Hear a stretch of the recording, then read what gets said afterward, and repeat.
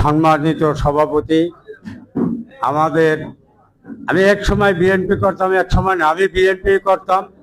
এখানে যে আমাদের এই মুরব্বী সাহেব মিয়া আছেন, উনি আমাকে ভালো করে চেনে।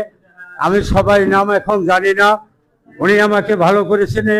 একজন বসা আছে এখানে, যারা সিনিয়র নেতাবৃন্দ আছে বিএনপির, আমার মনে হয় 95% লোকে আমাকে চেনে। হয়তো দীর্ঘদিন তাদের সাথে যোগাযোগ নাই, দল ক্ষমতায় নাই, দলের ক্লান্তি লগ্ন, এজন্য সবাই মনমরা হয়ে আছে। আমরাও মনমরা হয়েছিলাম।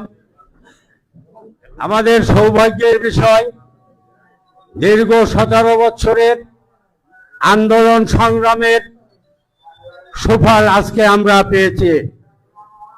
দীর্ঘ 17 বছর রাজপথে আন্দোলন করা প্রত্যেক রাজনৈতিক নেতারাই কম বেশ করছে, কেউ করে নাই এরকম না।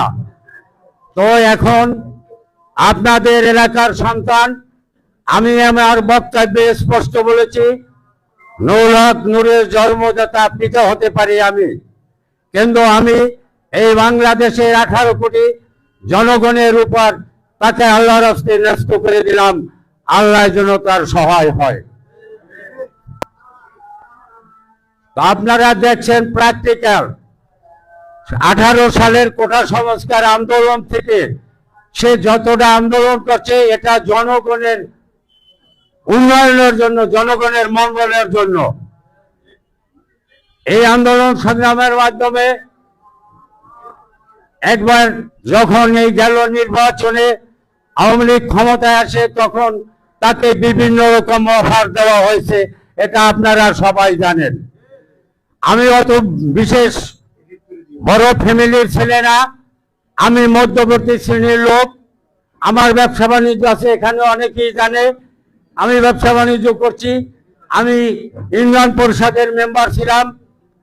আল্লাহর রহমতে, আপনাদের দোয়ার বরকতে আমি স্পষ্ট কথা বলতে পারি, আমি আমার এই ইউনিয়ন পরিষদের একটা গম, একটা চাউল, একটা সালিশি করিয়া কেন্দ্রগণে 10টা টাকা নিয়ে আমি আমার এই ছেলে সন্তানকে খাওয়াই নাই।